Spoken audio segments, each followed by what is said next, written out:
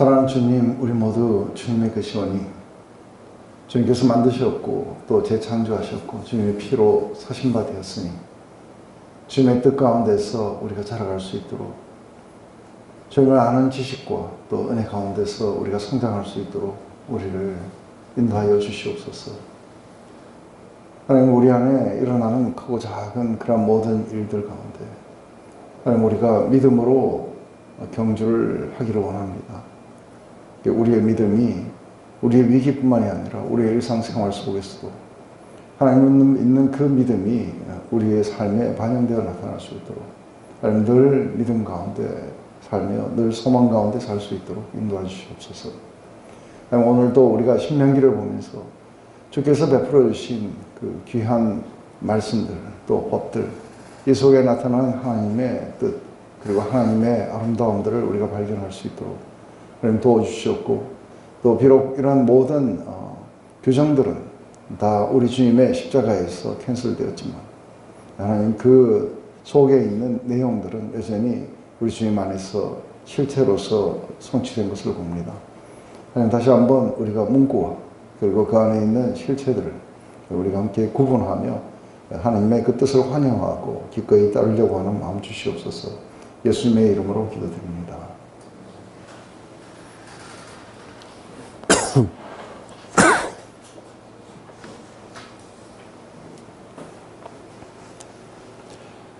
네.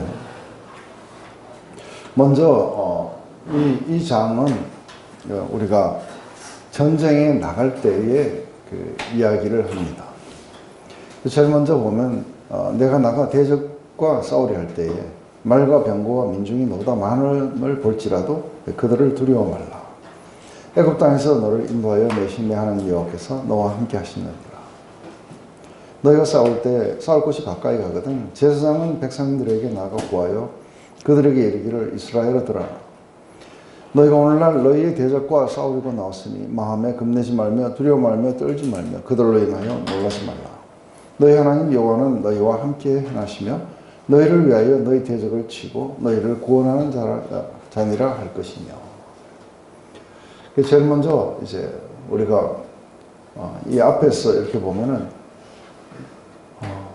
사실은 가나안 정복, 이것은 우리가 안식을 누리게 되고 쉼을 누리게 되고 하나님의 그런 어떤 풍성한 축복 가운데로 이렇게 들어가게 되는 이 과정들입니다. 근데 여기서 상당히 중요한 거는 이 우리 앞에 놓인 이 삶들은 믿음의 경주예요. 그리고 우리가 싸워야 되는 모든 싸움들은 믿음의 선한 싸움이라고 이야기를 합니다. 그래서 상당히 세상적 그런 어떤 관점하고는 많이 달라요. 그래서 먼저 상대가 이렇게 병거도 많고 사람도 많고 이렇게 될 때라도 너희들은 그것을 여러 가지로 이야기합니다. 그죠? 두려워 말고 떨지 말고 겁내지 말고 놀라지 말라. 그렇게 해야 되는 이유가 어디냐면 늘 너희는 이 믿음의 싸움을 싸울 때 하나님이 너희와 함께 하실 것이다. 그래서 하나님이 늘 오셔서 너희를 구원하시고 그리고 너희를 대신해서 그렇게 싸워주실 거기 때문에 너희는 놀라지 말고 두려워하지 말아야 된다. 근데 일반적으로 이제 우리가 보면은 좀 더 우리 삶에 좀 크다란 어떤 일들이 닥치거나 우리 힘으로 이렇게 어떻게 할 수가 없는 그럴 때 되면 우리 무척 놀라고 두려워하고 이렇게 떨게 돼요.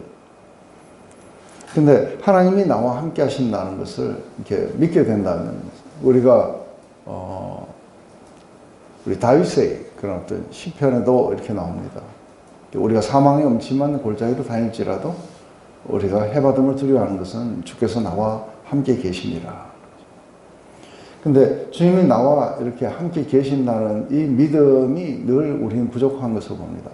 하나님이 함께 하시기만 하면은 우리가 구출되고 그리고 아무도 우리를 해할 수 없다는 것을 우리는 믿어요. 그렇지만 과연 하나님이 우리와 함께 하실 것인가? 지금 이런 순간에도 하나님은 여기에 대해서 관심을 가지시고 나와 함께 하실 것인가? 이것은 늘 우리에게 뭔가 미지수로 이렇게 남아있는 것이죠.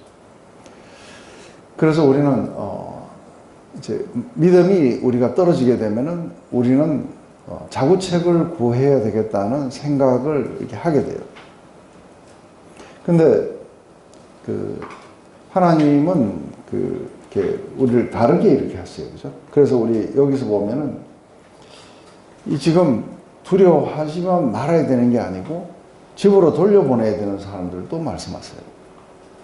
유사들은 백성들에게 구하여 이르기를 새 집을 건축하고 낙성식을 행하지 못하는 자가 있냐? 그런 집으로 돌아갈지니 전사하면 타인이 낙성식을 할까 하노라. 포도원을 만들고 그 과실을 먹지 못하는 자가 있냐?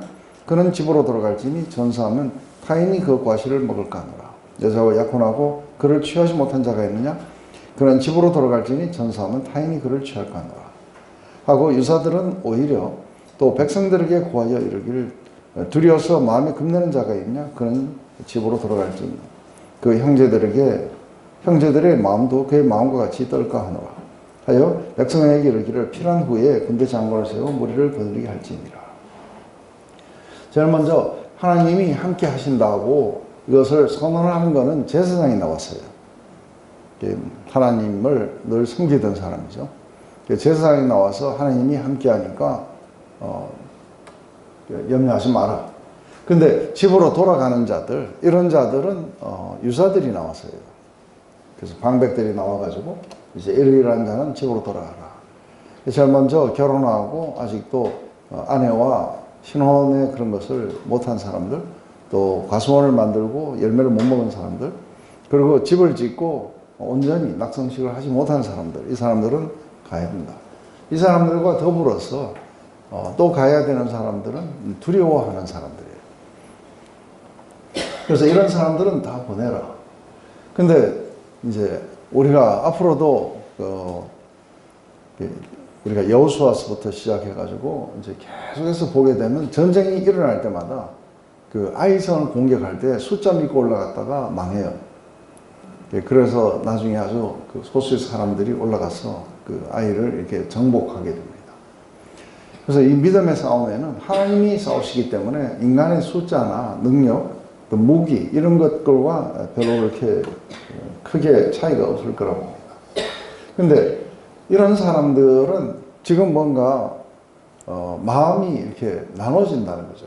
전적으로 하나님을 따라서 믿음의 전투를 할 수 없는 사람들이 있다는 거죠. 그 사람들은 지금 뭔가 집에 돌아가면은 즐거운 일이 기다리는 사람들은, 이 사람들은 거기에 마음을 빼앗겨가지고 진짜 믿음의 전투를 잘 할 수가 없다는 거죠.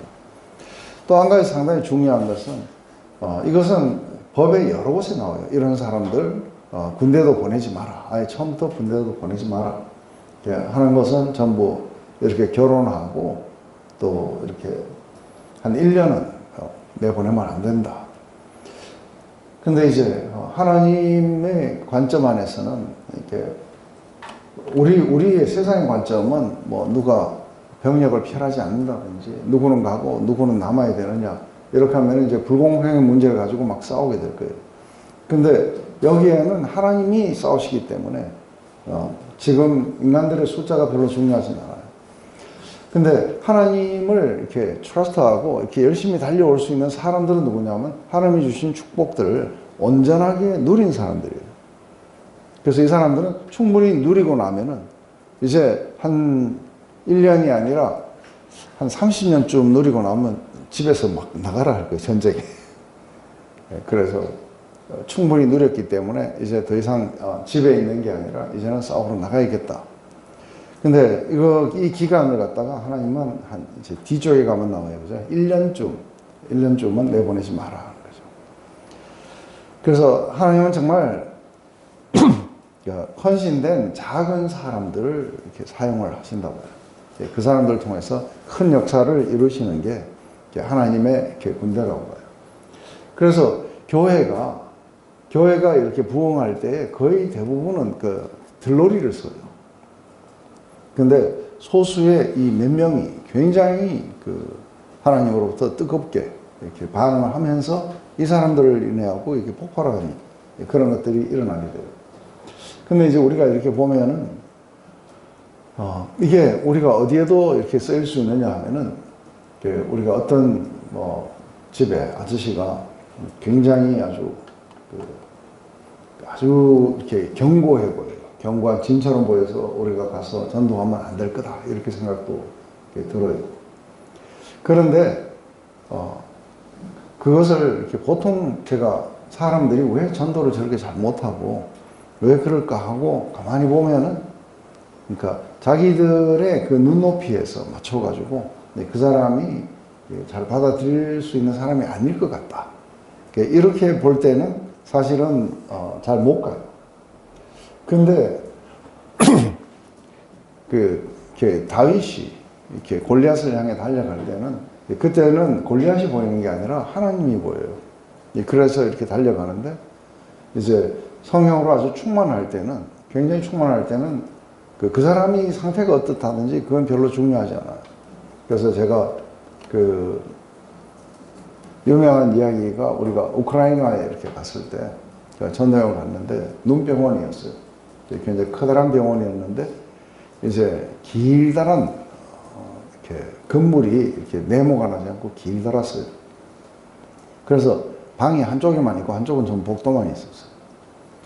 근데 거기 가가지고 이렇게 있는데 이제 우리가 복음을 전하러 이렇게 방방에 이렇게 들어간다고 해서 첫 방에 딱 들어갔는데 등치가 막 이따만한 사람이 거기 앉아있어요. 그러면서 눈을 다 이제 다쳤기 때문에 눈을 이렇게 감고 붕대를 감고 이렇게 있는 거예요. 그래서 이제 제일 먼저 우리 리더가 가가지고 우리가 이렇게 기도해 주러 왔는데 기도를 받으시겠냐 했더니 니핫도, 니핫도는 아니라는 뜻이 다 이래야 되는데 니핫도. 그래서 이제 할 수 없이 쫓겨가지고 나오는데 그때에 제 마음은 그때는 이게 뭐랄까 믿음이 하늘을 찌를 때예요. 그래서 하나님 이렇게 쫓겨날 수가 없지 않습니까? 그러면서 내가 뭔가 했으면 좋겠는데, 그런데 그때 갑자기 마음속에서 노래를 불러드리면 어떨까 하는 생각이 딱 드는 거예요. 그래서 바로 뒤돌아가가지고 우리 쫓겨갖고 막 나오다가 제가 뒤돌아가가지고 그래서 그 사람 보고 우리가 당신을 위해서 노래를 한 곡 불러주고 싶은데 하냐 했더니 다 불러달라는 거예요. 그래가지고 이제 다시 들어오라 그래갖고 이제 제가 기타 치고 그리고 이제 우리 집사람이 이제 이걸 부르는데 그게 소랫말로 부른 것도 아니고 아무것도 아닌데 영어로 불렀어요. My peace I give unto you 하면서 쭉 했는데 이게 뭘 알아들었는지 뭔지 모르지만 이게 스피릿이 전달되잖아요. 그죠? 갑자기 뭐 그 산더미 같은 이 사람이 막 하더니 막 울어요. 그러더니 이제 다 끝나고 난 뒤에 기도해달라고. 이래가지고 기도를 해주고 이렇게 나왔어요. 근데 딱 나오고 나니까 쫙, 근데 그 방방마다 사람들이 나오고 자기 방으로 들어오라. 그리고 방방마다 들어가고 노래하고 기도해주고 그러고 나오고 이래가지고 그날 저녁에 이제 우리 그 전부 집회한다고 다 오라고. 그래서 그날 저녁에 이제 강당이 가득 찼어요. 근데 부지런히 이제 그 사람들한테 그 찬양을 하나 이렇게 들릴 거라고 소련말로 막 엄청나게 열심히 해갖고 하나 배웠어요. 그것은 하나님은 영원부터 영원까지 하나님은 사랑이시고 늘 찬송받기에 합당하신 분이시다 하는 아주 짧은 근데 막 불렀는데 그 러시아 찬양이 되게 좋게 느껴지더라고요. 그러면서 뭔가가 되게 마음을 울리는 거예요. 그래서 트이블라고이복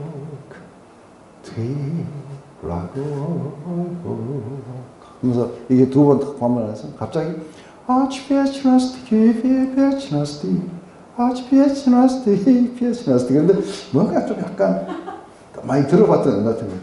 멜라스바야 들려쳐 색다 이게 우리나라 뽕짝이에요. 맞죠, 그죠? 그래서 제가 하도 그 노래가 그때까지는 몰랐어요. 근데 이거를 제가 와서 번역을 했어요. 그래서 날 사랑한 주님 하면서 이제부터 영원까지 주님만 사랑합니다. 주님만을 사랑합니다. 트로트예요. 트로트. 맞죠? 결국은 보니까 이 사람들이 이렇게 통했던 게 뭐냐면 우리하고 정서가 좀 비슷해요. 그래서 노래도 마이너 노래를 좋아하고 그래가지고 그 서양 사람들이 나가면 별로 반응을 안 하는데 우리만 나가면 막 반응을 하는 거예요. 그래서 이게 정서가 좀 비슷한 부분이 있구나. 그래서 나중에 거기서 2달을 살았는데 2달 살면서 아주 깊은 곳에 있는 어떤 그러니까 형제 집에 그러니까 우크라이나 사람 집에 가서 한 달을 머물렀어요. 거기 머물면서 우리가 정말 정서가 굉장히 비슷하구나. 동구권이 조금 그런 거 아세요? 동구권이 한국하고 상당히 정서가 비슷하다는 걸 이렇게 많이 알게 됐죠. 점점 갈수록 서쪽으로 동쪽으로 갈수록, 아니다, 서쪽이죠. 서쪽으로 갈수록 우리하고는 안 맞아요. 그래갖고 제일 안 맞는 게 어디냐 하면은 여기 미국이에요. 사실은 그래도 유럽은 그래도 조금 나은데 이쪽으로 돌아오면 미국에 오면 우리하고 정서가 아주 안 맞는 것 같아요. 근데 하도 우리가 많이 접하다 보니까 익숙해져서 그렇지 사실은 우리하고는 굉장히 다른 것 같아요. 함께 같이 사역하거나 함께 같이 이야기를 하다 보면 잘 이해가 안 돼요. 말하다 갑자기 우는데 왜 우는지도 모르겠고 감정이 어떻게 지금 흘러가고 있는지 전혀 못 읽겠어요. 그렇게 했던 기억들이 납니다. 근데 이제 우리가 이런 걸 할 때에 믿음을 도우는 사람들이 있고 믿음을 이렇게 빼앗는 사람들이 있어요. 그래서 뭘 하려고 하면 이거 안 된다 이러면서 초치는 사람들이 많이 있어요. 이런 사람들은 다 돌려보내라고 하는 거예요. 왜냐하면 그 사람들은 안 되는 거예요. 왜냐하면 이게 싸움이 믿음의 싸움인데 이미 믿음 가운데 안 된다고 하는 거예요. 그러니까 그 사람들은 없는 게 훨씬 나아요. 그래서 아주 소수지만 믿음으로 이렇게 연합하게 되면은 그게 아주 굉장히 막 강철도 이렇게 씹을 것 같은 그런 것들이 이렇게 있죠. 그래서 사실은 혼자서 이렇게 갈 수도 있지만 부부가 연합해가지고 막 기도하고 그러면서 하나가 뒤에서 기도하고 하나가 나가고 막 이렇게 했었던 적도 있어요. 상당히 뭐랄까요, 두려움이 없이 나가서 그렇게 얘기하니까 이게 또 잘 이렇게 먹히고 그래요. 그래서 인도네시아에 가서도 뭐 머슬렘이고 누구건 상관없어요. 가서 막 앉아가지고, 야, 친구 되라고 왔는데 여기 좀 앉아봐라. 근데 걔네들 영어를 좀 하니까, 그래서 이제 우리 가져가는 브로셔 이렇게 하고, 네가 영어 한번 읽어볼래? 내가 발음이 안 좋았어요. 지가 막 읽어요. 그러면서 이제 같이 디스커스 하기도 하고. 그렇게 하니까 사람들이 굉장히, 내가 두려움 없으니까 상대도 이렇게 확 열어버리더라고요. 이게 하나님 나라 안에서는 굉장히 중요하기 때문에 우리 안에 이렇게 두려움을 제거해야 되는 거죠. 그래야 믿음 가운데서 우리가 싸울 수 있죠. 그래서 전쟁을 이렇게 예비할 때, 뭔가 할 때 사람들은 처음에 시작도 못하고 이렇게 먹혀버려요. 왜냐하면 이 두려움이 사로잡혀갖고 어떤 것을 이렇게 한번 하나님을 향해서 나가지도 못하는 사람들도 많아요. 그런데 이 두려움이 사라지고 나면은 그게 우리가 생각하는 만큼 큰 일이 아니고 하나님께는 또 불가능한 게 없어요. 그죠?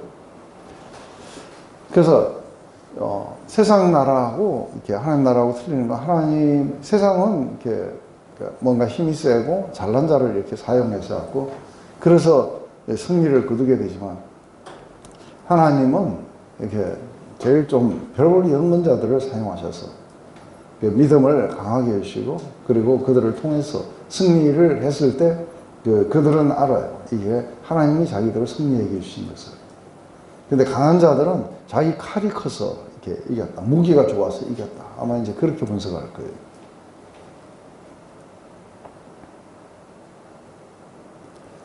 군대 장관이 아니고 이렇게 제사장이 구하는 것은 이 전쟁이 하나님께 속했다는 것, 그리고 우리가 지금 싸우고 있는 것은 어떤 물리적인 것이라든지 인간의 영역을 확장하는 것이 아니라 바로 하나님의 통치를 이렇게 확장하는 것일 거라고 보는 거죠. 그래서 싸움에 임하는 이스라엘은 믿음의 공거들을 해주고 그 주체는 하나님이시다. 그래서 이건 언제부터 이야기했었냐면은 아말렉과 전쟁할 때, 그때부터 전쟁은 내게 속했고 여호와 니시, 그래서 모든 아말렉과 내가 대신 싸울 것이다. 근데 이때 상당히 중요한 게 뭐냐면 이 믿음이 순종이에요. 믿기 때문에 하나님이 이렇게 하라 하시면 우리는 그냥 그렇게 하고 이걸 행해야 돼요. 그런데 많은 사람들이 믿음을 감정으로 알아요. 그래서 사실은 이것을 행하는 사람이 약간 두려워할 수도 있어요. 두려워할 수도 있지만 자기에게 있는 저시만한 믿음 때문에 그것을 실행에 옮기게 되면 그 믿음이 실체로 이렇게 나타나게 되겠죠. 그래서 우리가 주님 말씀 듣고 준행하지 아니하면은 실제 상황 속에서는 아무것도 안 일어나요.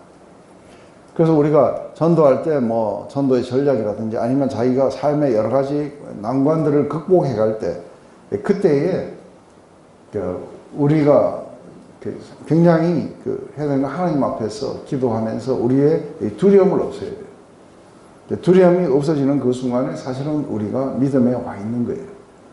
그래서 그때에서 우리가 움직여가기 시작하면은 하나님이 함께 하시면서 승리하게 해 주실 거라는 거죠.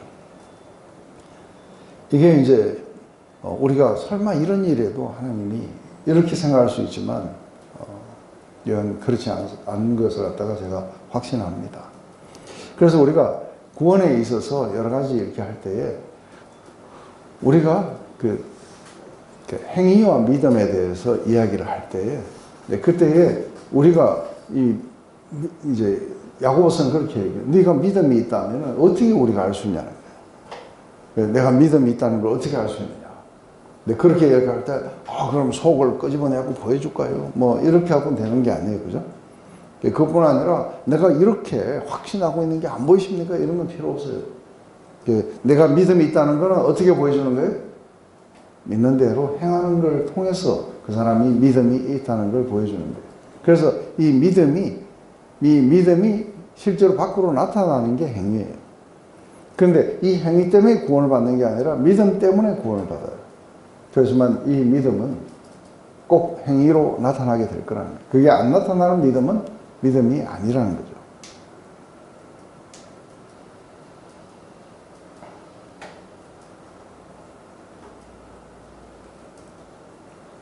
이제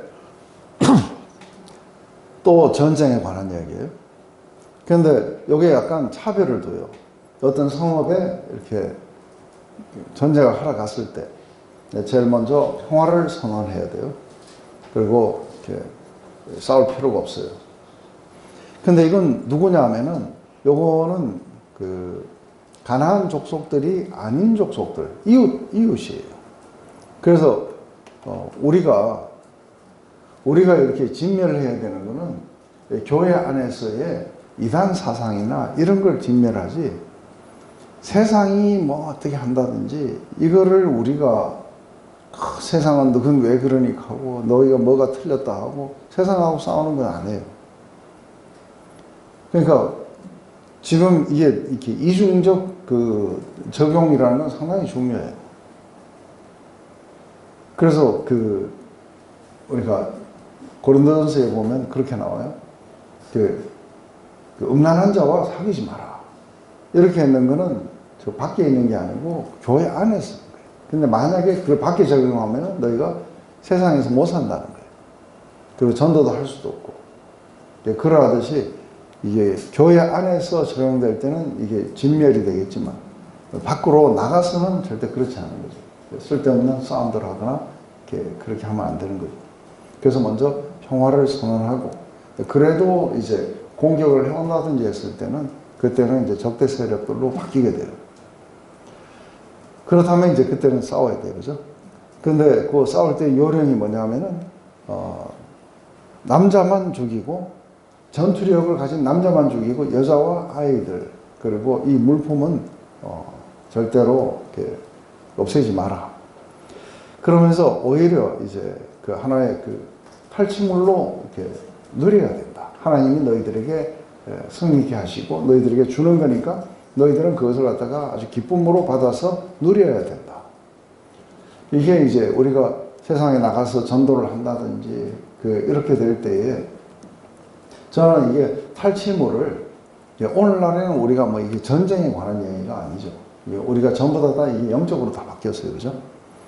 그렇다면은 우리가 이제 대대적으로 우리가 한번 전쟁을 해보자 했을 때는 우리가 한 20여 명을 이렇게 지정을 해요. 그래서 우리 사람들과 함께 같이 이 사람들을 복음화시키자. 그렇게 되면 우리가 한 반년 동안을 작업을 해요.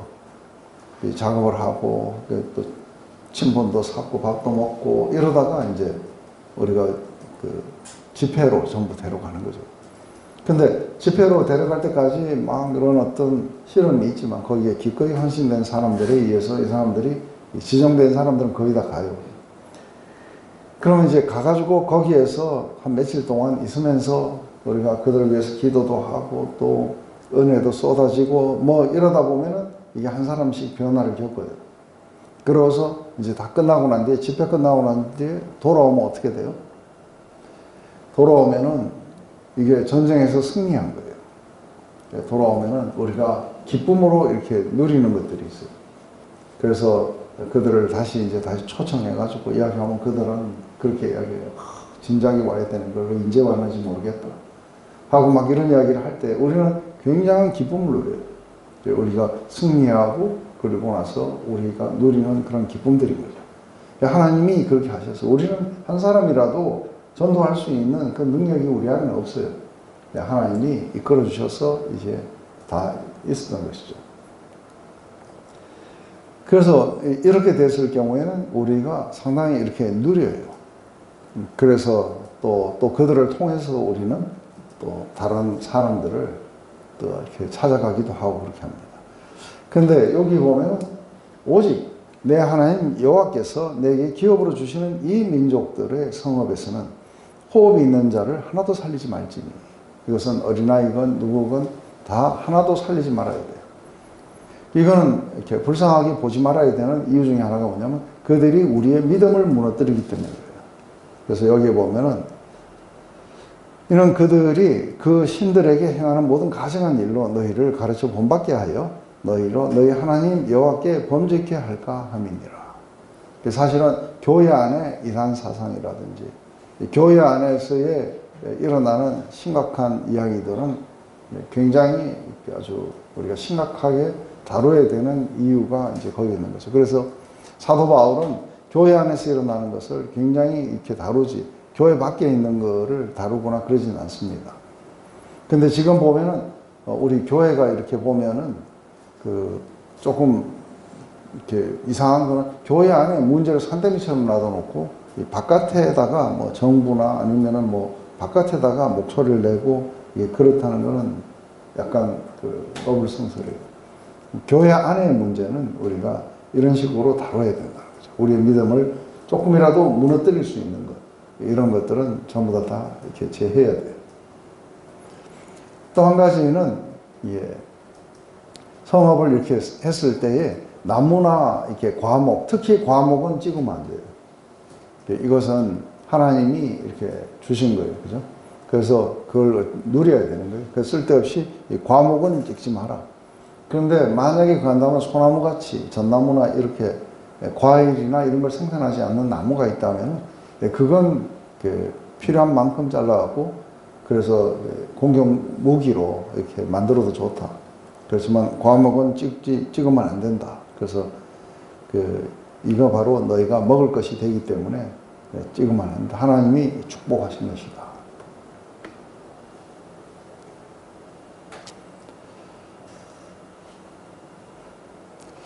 이게 이제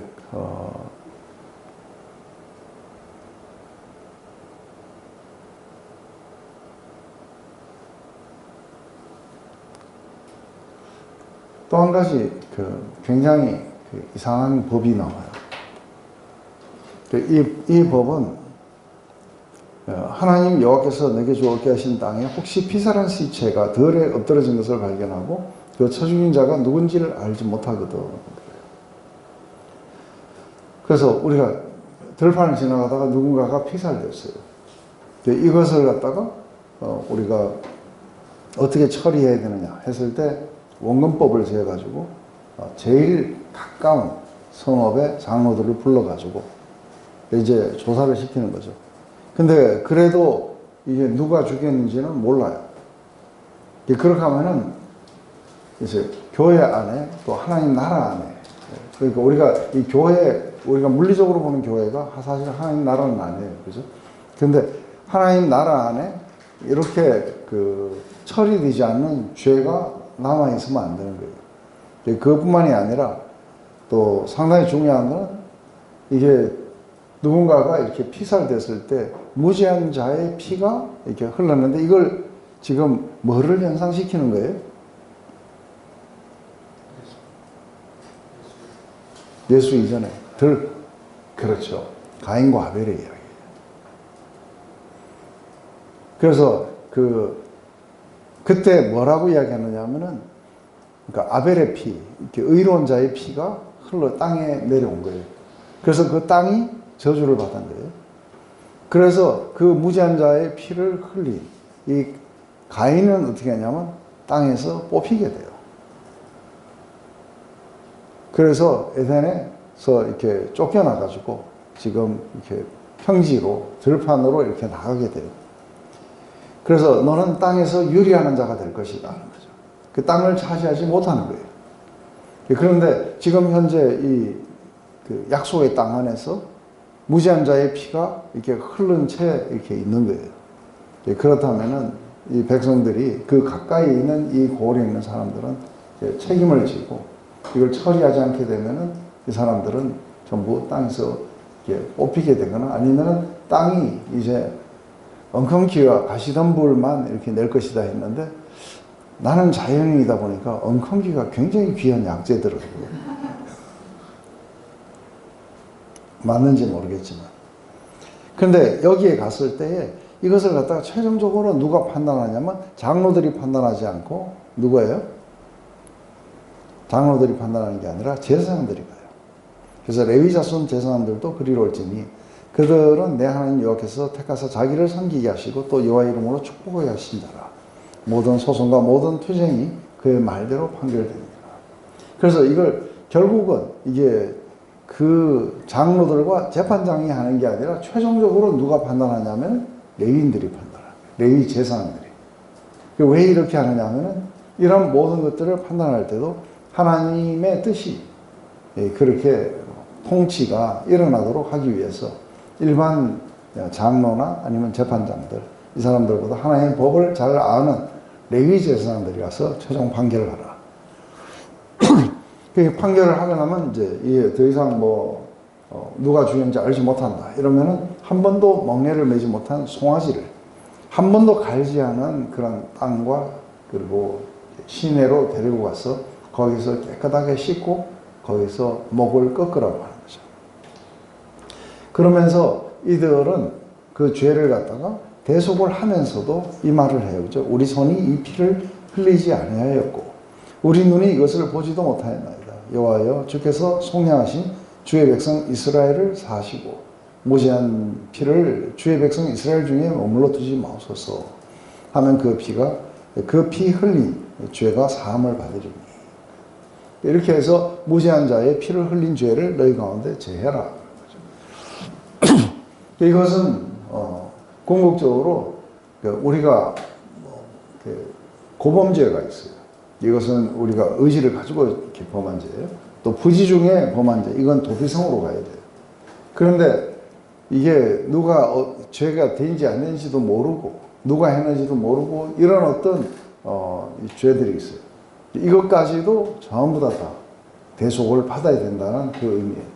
안 그러면 어떻게 돼요? 아벨의 피가 땅에서부터 나에게 호소하고 있다. 그러면은 하나님은 그 무지한 자의 이 정의를 위해서 그곳에 있는 이 사람들을 치리하시게 될 거라고 이야기하는 거죠. 그래서 이런 어떤 무지한 자의 피를 흘리는 것들. 근데 나중에 보면 무지한 자의 피가 흘렸어요. 또 예수 그리스도예요. 근데 무지한 자의 피가 흘렸는데 이것은 아벨처럼 얻어맞아서 이렇게 된 게 아니라 스스로가 무지한 자의 피를 흘리러 가요. 그래서 아벨의 피보다 더 낫게 말하는 그리스도의 뿌린 피니라. 이게 히브리서에 그렇게 이야기가 나오죠. 그래서 하나님의 그런 어떤 죄에 대한 관점은 하나님은 아주 우리가 상상도 할 수 없을 정도로 이렇게 거룩한 분이세요.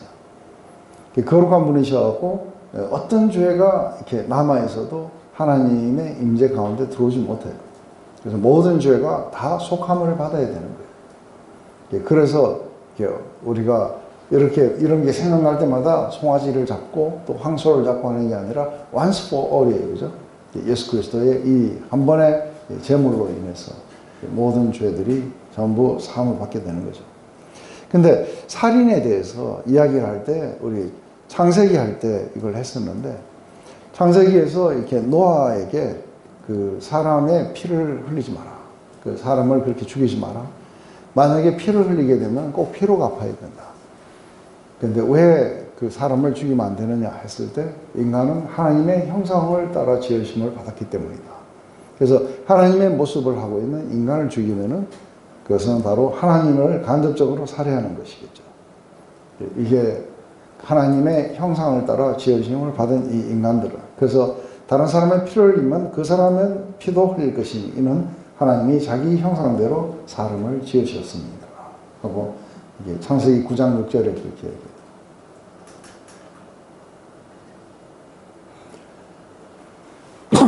그래서 이런 어떤 죽음이라든지 피 흘림이라든지 이런 모든 것들은 이렇게 죄와 연관을 가져요. 그래서 하나님 나라 안에서는 어떤 죄도 남아있으면 안 된다. 또 한 가지는 이러한 것들의 제일 중요한 것은 이게 accountability예요. 우리나라는 연대 책임이라고 이야기하는데 그것 좀 약간은 뉘앙스는 좀 틀려요. accountability. 그것은 한번 이렇게 우리가 한 식구가 되면은 누가 이렇게 죄를 범하면은 그 죄를 갖다가 우리가 빨리 이렇게 뭔가 속하거나 처리를 하지 않으면 우리가 연대로 책임을 져요. 그래서 왜 이걸 accountability라고 하느냐면 account는 설명하다는 거예요. 하나님 오셔서 물으면 왜 이 형제가 이렇게 하도록 너희들은 놔뒀느냐 했을 때 우리가 하나님께 제대로 설명을 할 수 있어야 돼요. 그래서 이거를 갖다가 accountability라고 그렇게 이야기하는 거죠. 그래서 공동체의 어떤 개념이 있는 거죠.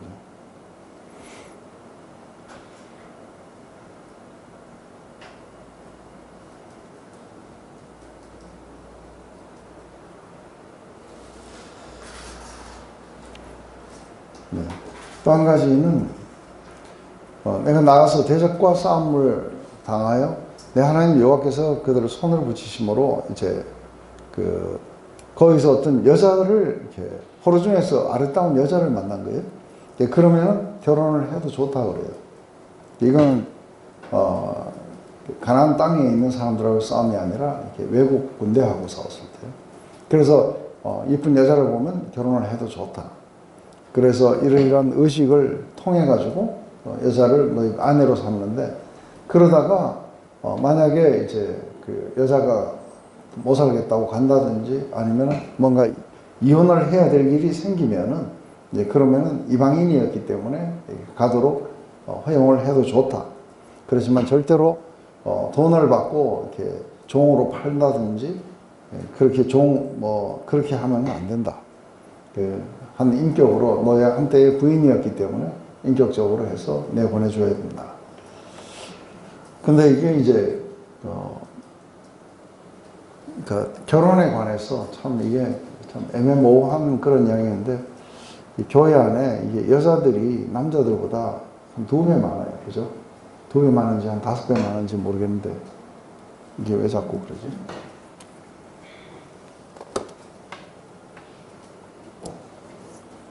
그래서 교회 안에 있는 이 사람들이 뭐 좀 결혼하면 여자분들이 결혼해 보려니까 상당히 좀 골치가 아파요. 왜냐하면 또 따질 거 다 따져야 되는데 마지막에 또 교인이라 해야 돼요. 근데 성경은 그 신약도 그렇게 얘기해요. 그러니까 믿지 않는 자와 그렇게 멍해를 같이 하지 마라. 그래서 믿지 않는 자와 그렇게 결혼을 안 하는 게 좋다. 만약에 근데 결혼을 했다면은, 그렇다면은 그냥 함께 살아라. 근데 만약에 믿지 않는 자가 갈리자고 하면은 그냥 갈려도 좋다고 얘기를 해요. 근데 믿는 자끼리는 절대 안 된다. 이게 이제 우리가 고린도전서 배울 때에 그렇게 했던 것이죠. 아마 그 원리가 어디서 나온지 모르지만 아마 이런 게 아닐까 싶기도 해요. 어쨌든 한번 질서의 하나님이세요. 그죠? 그래서 이런 걸 너희들이 욕망을 따라서 마구 버리고 이런 걸 하면 안 된다. 아마 이제 그런 어떤 취지와 뜻으로 이거를 했을 거라고 봅니다.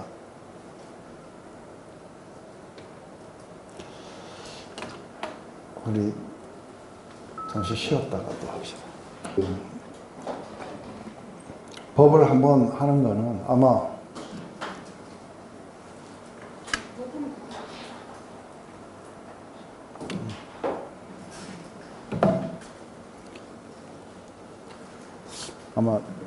레노버 하면서 신명기는 다시 안 하지 싶어갖고 한 번은 법을 하고 넘어가야겠다 싶어갖고 했습니다.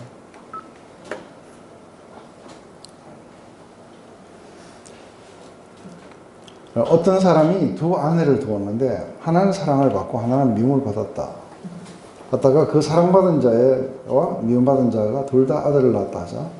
그 미움을 받은 자의 소생이 장자이거든 자기의 소유를 그 아들에게 기업으로 나누는 날에 그 사랑받은 자의 아들로 장자를 삼아 참 장자 곧 미움을 받은 자의 아들보다 앞세우지 말고 반드시 그 미움받은 자의 아들을 장자로 인정하여 자기의 소유에서 그에게 2 몫을 줄 것이니 그는 자기의 기력의 시작이라 장자의 권리가 그에게 있음이니라. 이걸 보면은 생각나는 패밀리 없으세요? 이걸 보면 생각나는 패밀리가 야곱이죠. 그죠? 라헬을 사랑했는데, 그래서 너무너무 라헬을 사랑해갖고 이 라헬 때문에 14년을 일해요. 그래서 너무너무 사랑했는데 우리는 이렇게 서로 사랑하는 사람끼리 이걸 했으면 좋겠다 싶은데, 근데 그날 밤에 원치 않는 레아가 들어왔어요. 그죠? 그래서 사실은 레아를 별로 안 좋아해요. 근데 하나님은 둘 다 이제 불임인데, 하나님은 야곱이 사랑하는 라헬을 더 사랑하냐면 그렇지 않고 버림받은 자들을 더 사랑하세요. 왜냐하면 그들은 사랑을 필요로 하기 때문에. 그래서 레아의 태를 먼저 열어갖고 루벤이 나왔고, 그리고 이 4명이 다 와요. 그죠? 루벤, 시몬, 그 다음에 이게 레위, 유다 이런 식으로까지 다 나와요. 근데 이건 이제 제일 마지막에 다른 뭐 종들까지 다 나왔는데 라헬도 못 나니까 제일 마지막 말째 둘을 갖다가 이렇게 낳게 되고 그 중에 하나가 요셉이에요. 근데 죽는 날까지 편애를 못 버려요. 그래서 마지막 죽을 때에 요셉에게 두 몫을 주고 싶은 거예요. 그래가지고 방법이 아주 교묘했어요. 그 뭐냐면 그 손자들을 아들로 입양하면은 그러면 요셉에게는 안 주지만 그 두 아들에게는 줘요. 그래서 므낫세와 에브라임이 큰 걸 차지하게 돼요. 수학이 이렇게 엇갈리잖아요. 네? 네, 그렇지만 이제 중요한 거는 루벤이 아니라 요셉에게 두 포션을 준 거예요. 장자의 포션을 준 거예요. 거기다가 플러스를 알파도 줬어요. 뭐냐면 세겜 땅을 또 줬어요. 요셉에게는 특별히 세겜 땅을 주고 그리고 손자들에게는 이게 에브라임과 므낫세 이 땅들을 갖다가 다 이렇게 나누도록 해준 거죠. 이게 이제 팔이 안으로 굶고 또 자기가 사랑하니까 더 주고 싶고 이런 거는 인간의 마음이에요, 그죠? 근데 하나님 나라 안에서는 이제 그런 게 있으면 안 된다는 거죠. 하나님 나라 안에서도 이렇게 하게 된다면은 그래서 우리가 하나님 나라 안에서 이렇게 우리가 자기 부인을 갖다가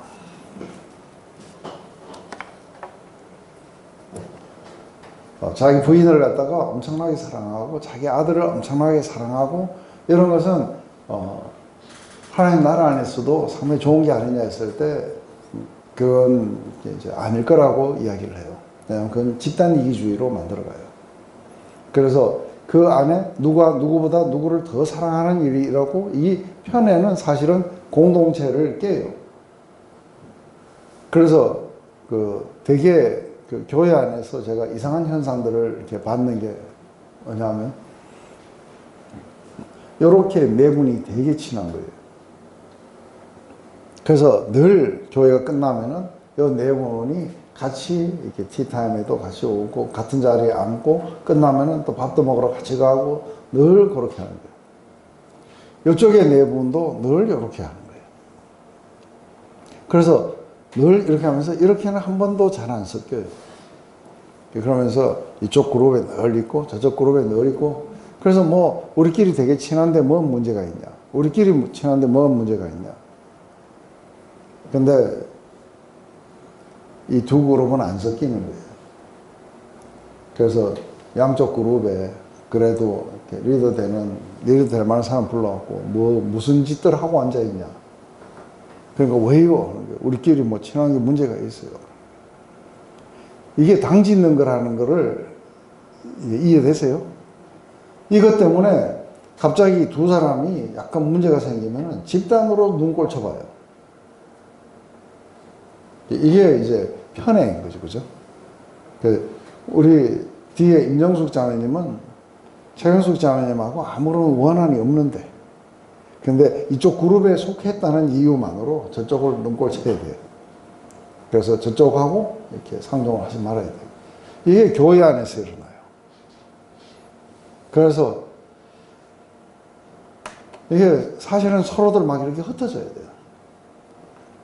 그래서 하나님 나라에 가면은 두 분도 흩어지실 거예요. 만세.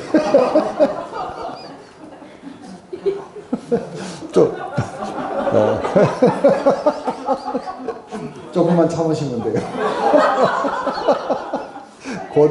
곧 쉼이 오리.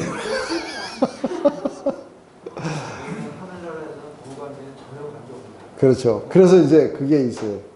제일 위에 형님이 아이를 못 낳고 죽으면 밑에 동생들이 줄줄이 이제 형수님하고 결혼을 해가지고 다 죽어버리면 누구 부인이냐 하고 이야기했을 때 예수님 말씀하시니까 하나님 나라는 이제 그런 거 없다는 거예요. 누구 부인이고 뭐고 이런 거 없다.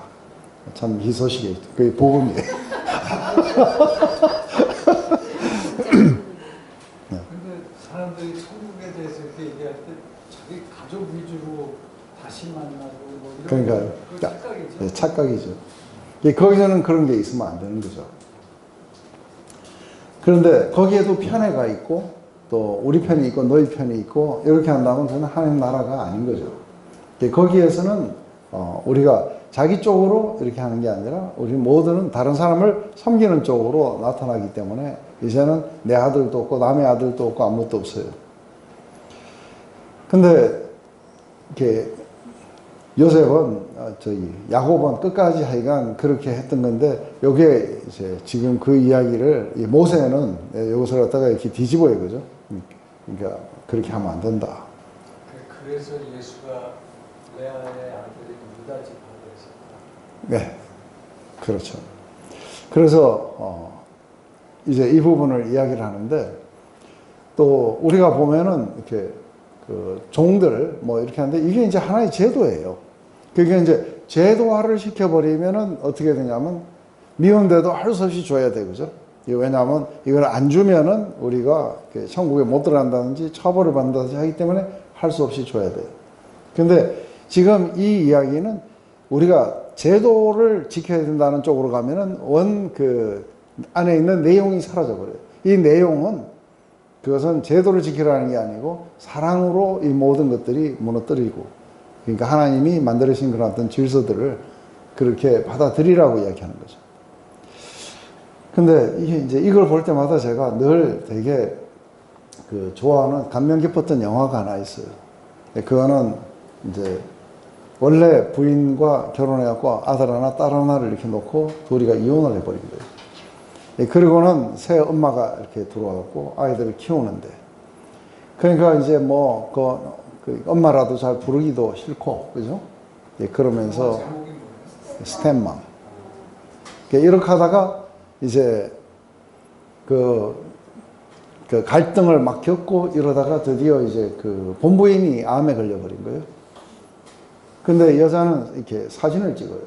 그래서 이 여자가 제의를 하는 거예요. 본부인을 우리가 집으로 데려와서. 그래서 아이들이 엄마하고 마지막 시간을 보내야 되는데, 근데 아이들은 자기가 케어를 해야 되고, 그 엄마는 케어할 수 없고, 이러니까 엄마를 데려와서 우리가 케어하자. 이래가지고 케어를 하면서 마지막 시간을 보낼 수 있도록 또 메모리를 남기기 위해서 사진을 따라다니면서 찍어줘요. 그리고 드디어 이제 크리스마스가 됐고, 그리고 이제 그 크리스마스 파티를 하는 이런 장면들을 이렇게 선물 나누고 하는 걸 찍다가 이제 그 스텝맘이 그렇게 제의를 해요. 우리 사진을 하나, 가족 사진을 하나 찍자. 이러면서 이걸 다 앉으라 그래요. 그래서 원래 오리지널 패밀리를 찍어줘요. 그러자 이 사진을 다 찍고 나서 이제 그 본부인에게서 놀라운 이야기가 나와요. 그게 이제, 근데 우리 저 불 좀 꺼주실래요?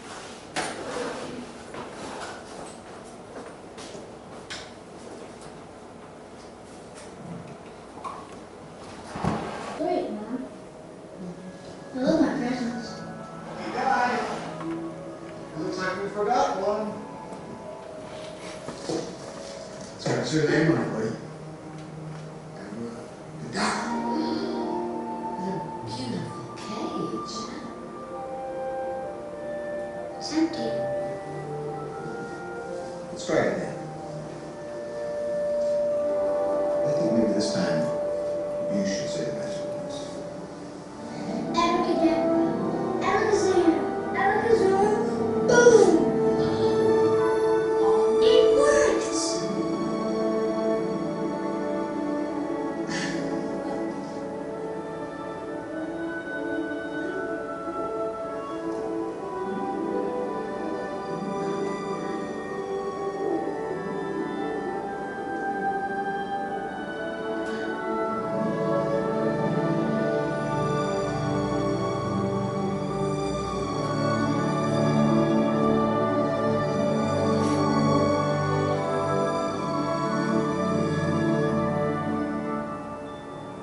What is the man going to get on the sofa for a picture, huh? Wait, would you put that birdcage on the floor for me?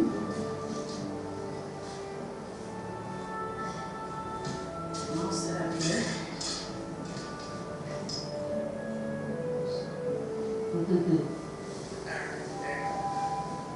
On the count of three, I see big Christmas smiles. 1, 2, Benjamin, 3. Excellent. Good one. Okay, now let's get on with the whole family. Isabel?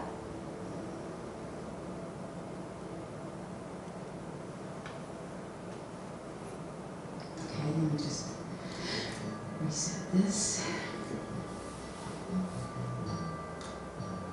Ready?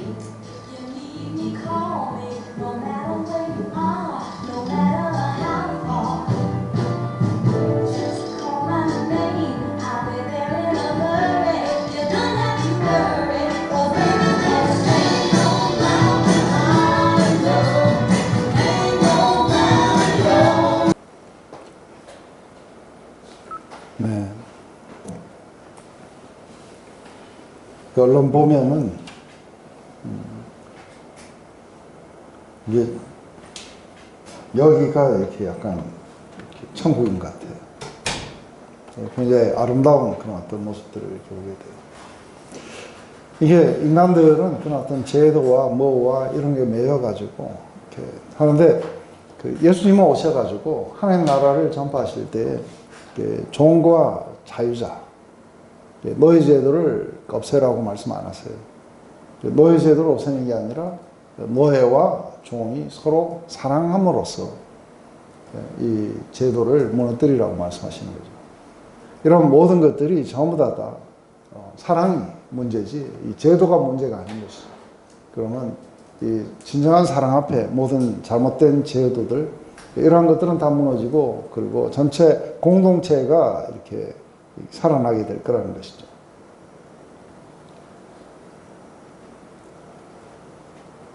이게 폐역한 아들이 있어갖고 했을 때 부모에게 폐역할 때 우리가 다섯 번째 계명이 그 부모님을 공경하라는 거예요. 근데 이것은 우리가 하나님이 늘 그 이스라엘을 내 아들, 내 장자라고 말씀하세요. 근데 부모를 갖다가 이렇게 거역하는 것은 인간이 하나님을 거역하는 것과 이렇게 리플렉션이 일어나는 거죠. 그래서 부모를 거역하는 이런 아이들 이렇게 돌로 쳐서 죽여라. 그래서 너희 중에서 악을 제하라. 이렇게 부모에게 거역하는 것은 이렇게 인간이 하나님께 거역하는 것과 리플렉션이에요. 우리 인간은 하나님의 리플렉션이에요. 그죠? 그래서 아담이 이제 하나님을 갖다가 이렇게 거역했던 것, 그것에 대한 그 처벌은 죽음이었어요. 그렇듯이 이제 자기 부모에게 거역하는 것, 이것은 그대로 리플렉션이 돼가지고 이렇게 해서 악을 제하라 이렇게 이야기를 해요. 이제 사람이 죽으면은 그 이제 뭔가 죽을 죄를 범해갖고 사람을 죽이면 나무에다 다는데 이 나무에 다는 것은 사람을 죽이는 것만 있는 게 아닌 거죠. 거기에 아주 굉장한 이렇게 수치를 갖다가 이렇게 남겨주게 돼요. 그래서 로마도 사람을 죽이는 방법을 십자가로 사용해가지고 그래서 그 로마로 들어가기 전에 그 아주 긴 거리에 그 십자가 위에 사람들을 전부 처형하고 달아놔요. 그죠? 그러면서 며칠간을 달아놓고 이렇게 동물들이 또 새들이 와서 쪼아먹고 이러면서 굉장히 비참한 어떤 모습들을 했을 거라고 해요. 이것은 단순하게 사람의 목숨을 죽이는 것을 넘어서서 이제 뭔가 굉장한 수치 이렇게 했는데 이거를 이렇게 계속해서 달아놓고 저주 상태로 있으면 안 된다. 그래서 해가 지기 전에 이렇게 끌어내려라. 그래서 당일에 장사하여 내 하나님 여호와께서 내게 기업으로 주신 땅을 더럽히지 말라. 나무에 달린 자는 하나님께 저주를 받았기 때문이다. 그래서 하나님 나라 안에서 계속해서 저주가 계속해서 남아있으면 안 된다. 그래서 당일날 이걸 해라. 이걸 이제 우리 사도 베드로가 베드로전서 2장 거기에서 우리가 그렇게 이야기해요. 십자가에 매달렸다고 하지 않고 그분이 친히 나무에 달려 그래요. 나무에 달려 그 몸으로 우리 죄를 담당하였습니다. 이런 우리의 죄에 대해 죽고 의에 대해 살게 하십니다. 그가 채찍에 맞음으로 너희가 남아있다. 그분이 우리의 자원하는 저주가 되셨어요. 그래서 우리를 저주로부터 구해주시는 거죠. 나무에 달렸고 그리고 예수님은 그날 어두워지기 전에 끌어내서 그날 장사를 이렇게 되게 됐었어요. 이게 범죄한 자들은 이렇게 하는데 그것을 그 예수님이 우리 대신해서 그 저주 가운데 이렇게 달리셨다 하는 것이죠. 또 한 가지는 우리가 공동체적 개념이에요. 그래서 그러니까 누구의 우양인지 모르는데 잃어버리면 그것을 갖다가 우리가 공동체는 모두가 다 식구라는 개념 속에서 우리라는 개념이 상당히 강해야 돼요. 그래서 어디에 있든지 그걸 이렇게 찾아줘야 되고, 만약에 주인을 빨리 못 찾으면 이렇게 데리고 있다가 나중에 또 찾아줘야 돼요. 그런데 이게 이제 하나의 그런 어떤 연대겠죠, 그죠?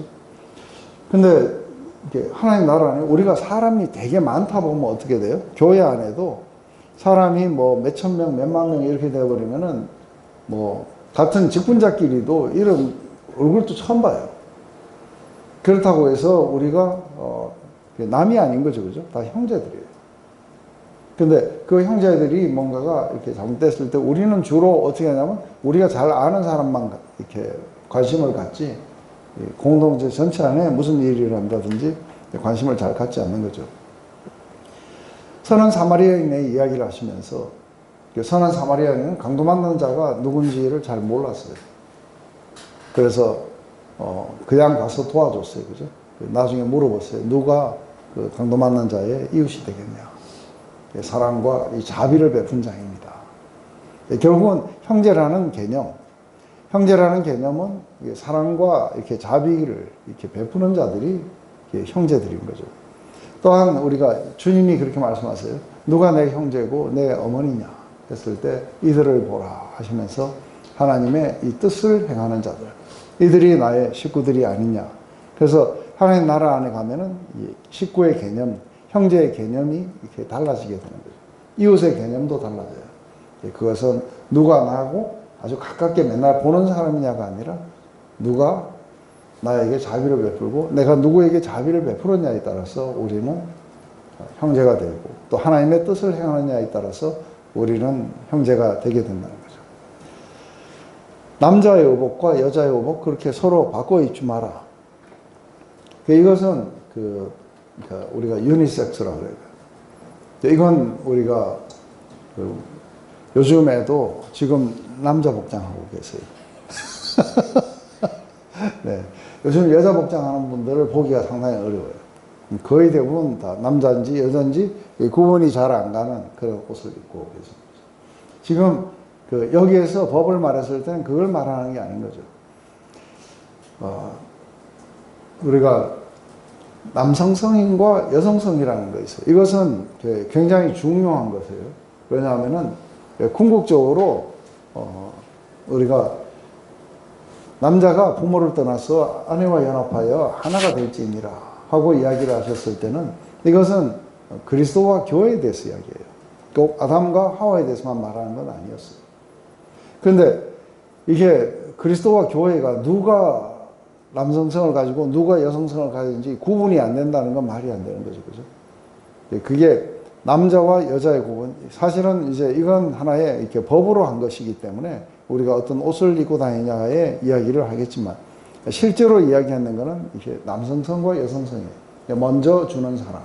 이게 우리가 그리스도의 사랑을 우리가 이렇게 나타내는 것이고, 그리고 그 주님에게 순종하는 사랑. 이게 안에 여성성이 가진 거예요. 그래서 여성성은 먼저 사랑하지 않고 먼저 사랑에 대한 반응을 해서 순종하게 돼요. 이거는 하나님과 우리의 관계를 이렇게 나타내는 것이기 때문에 이게 이제 사라져 버리면은, 그렇다면은 하나님의 이것을 갖다가 이렇게 반응할 길이 없어요. 제가 세상에 이런 일이 해갖고서 며칠 전에 봤는데 참 아주 재밌으면서도 좀 슬픈 스토리예요. 제일 위에 오빠가 있었고 밑에 여동생이 셋이 있어요.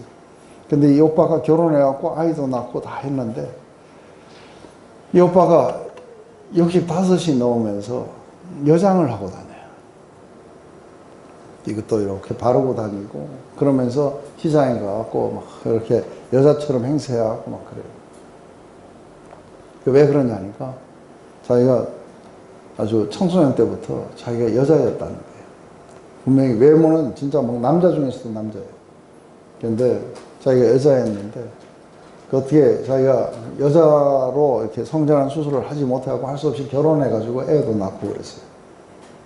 그런데 이제 다 출가하고 이제 65세 되니까 이제는 내가 나를 위해서 좀 살아야겠다 이러면서 여장을 하기 시작했고 집에 가니까 남자 옷은 없고 전부 여자 옷밖에 없어요. 옷도 엄청나게 많아요.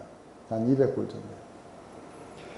그래서 그 동생들이 나왔더라고요. 그 여자들 와갖고 그래서 처음엔 참 이상하다 했는데 이제는 이해가 된다면서 이제는 우리 뭐 자매가 넷이다 하면서 그러면서 그 위에 오빠를 갖다가 이렇게 여자를 이렇게 받아들여요. 이런 건 호르몬의 변화라든지 참 이해할 수 없는 자기가 정체성 혼란들이 이렇게 일어나는 경우는 있어요. 이건 호르몬의 변화나 이런 것들로 일어났겠죠. 그 이야기를 하는 건 아니에요. 이 사람들의 이렇게 아주 비참한 이야기를 말하는 게 아니라 멀쩡한데 남성과 여성이 이렇게 혼돈되는 경우가 많아요. 오늘날 오면은 훨씬 더 남성과 여성의 이게 혼돈이 굉장히 많이 일어나고 있어요, 사실은. 이게 노중에서 이렇게 했을 때, 새가 새끼를 품거나 알을 품으면은, 그러면은 그 새끼는 가져가도 어미는 놔줘야 된다. 이게 이제 함께 이렇게 죽이면 안 된다. 이렇게 만약에 그 새끼하고 어미를 한꺼번에 아마 새가 사라질 거예요. 그러니까 저거는 글자 그대로 울복을 그런 얘기가 아니지. 하나님과 우리와의 관계. 네. 지금 여기에서 이야기하는 것에 문자 그대로를 준수하려고 하면은 이거는 망하는 거예요. 문자 그대로는 아닌 거예요. 이 모든 것들은 그리스도 안에서 어떻게 풀필 되는가 이렇게 이야기를 했을 때 그 중심에 뭐가 있는 거예요? 하나님을 사랑하고 그 이웃을 사랑하라는 거예요. 근데 이게 이런 형태로 나타나는 거예요. 그래서 우리가 이런 어떤 새들을 대할 때도 똑같은 거죠. 그죠? 하나님이, 그러니까 우리가 자식이 이렇게 부모에게 거역하는 거, 이런 것들을 그렇게 해야 되는 이유는 인간이 부모인 그 하나님에게 거역하는 것을 이렇게 방지하기 위함이겠죠. 그죠? 하나님을 이렇게 사랑하라는 이것이 이때는 이런 모드로 나온 거예요. 이런 것들은 다 이제 캔슬 됐어요. 없어요. 중요한 거는 그리스도 안에서 여전히 남은 건 뭐예요? 하나님을 사랑하고 이웃을 사랑해야 되는 거죠. 요 밑에 보면 이상한 말이 나와요. 내가 새 집을 건축을 할 때, 그때 이 집을 건축할 때 뭐를 생각해야 되냐면은, 우리가 이렇게 눈이 왔을 때에, 이 바깥에 나가가지고, 눈을 자기 집 앞에로 막 치워야 돼요. 그죠? 그한 것은 누군가가 지나가다가 넘어져서 다칠 수 있기 때문에 우리는 치운다. 근데 캐나다나 미국에서는 자기 집에 잔디에 물을 안 주고 누렇게 변하거나 아니면은 이게 거기에 막 그렇게 잡초들이 막 나가지고 이렇게 있으면 벌금 맞아요. 왜 벌금을 받냐면 이웃들이 볼 때에 그때 미관이 좋지 않다는 거예요.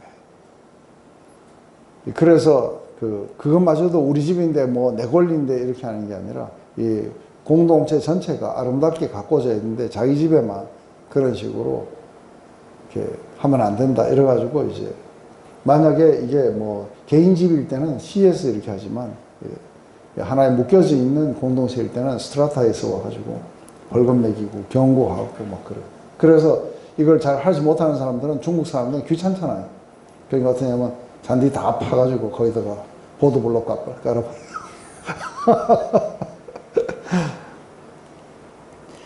이걸 할 때 사람들이 막 이렇게 넘어지거나 다칠 수도 있다는 이런 것들을 전부 다 이거 생각하면서 할 만큼의 이웃 사랑을 하라고 하는 것이겠죠. 그런데 우리나라에 처음에 와가지고 지금은 제가 다 알아요. 그런데 처음에 와갖고 한 2년 동안 굉장히 힘들었던 게 뭐냐면 다 턱이 있어요. 어디를 들어가도. 그러니까 그게 무심코 그쪽에서 이제 익숙해 있다고 하니까 턱이 있을 리가 없는 거예요. 그런데 가다가 보면 턱에 자꾸 걸리는 거예요. 걸려갖고 넘어질 뻔하고 막 짜증이 막 나요. 그죠? 근데 왜 그런 데다 턱을 만들었는지 모르겠다는데 그쪽에서는 그런 턱이 있으면 큰일 나요. 그죠? 그냥 막 다 이렇게 해가지고 만약에 누가 우리 집에 왔는데 턱에 걸려가지고 넘어져갖고 하면은 다 물어줘야 돼요. 우리 집 수영장에 옆집 개가 와서 빠져 죽어도 다 물려줘야 돼요. 네가 거기 위에다가 안 덮어놨다 이래가지고. 근데 이게 이제 이웃을 갖다가 배려하라는 게 이제 투마치 가는 케이스들을 막 보는 거예요. 이것은 제도예요, 그죠? 사랑으로 그렇게 해야 되는 거죠.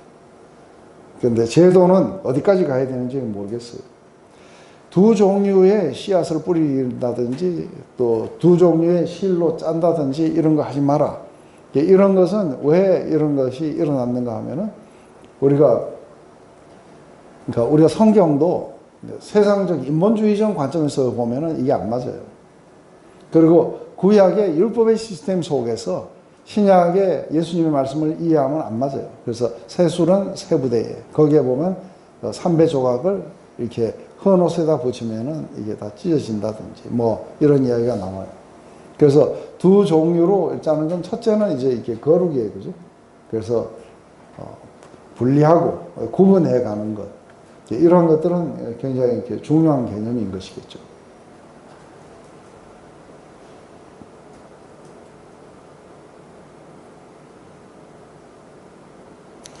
이런 것 가운데 하나가 이제 우리가 믿지 않는 자와 이렇게 멍해를 같이 한다든지 이런 것들은 그런 파트에 이렇게 속했을 거라고 봐요. 지금 이거는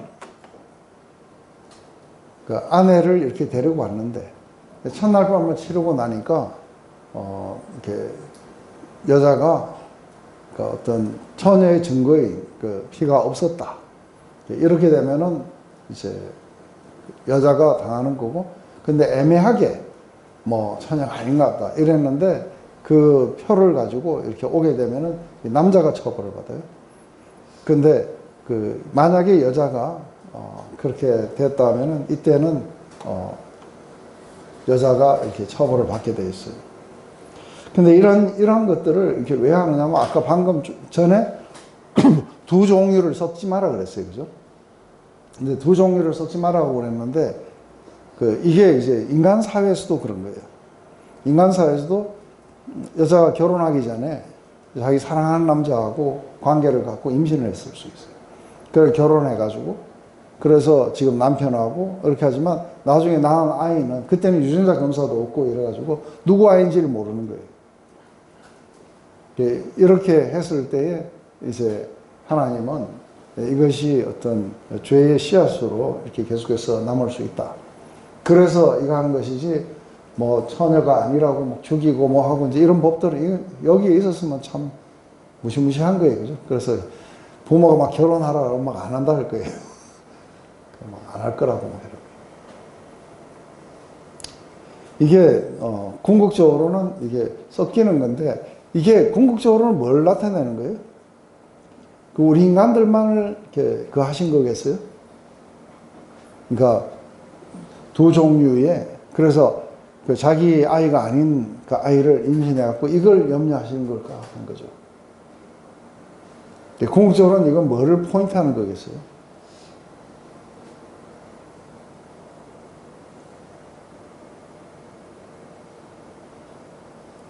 혼연순결이라든지 이런 것은 이것도 마찬가지예요.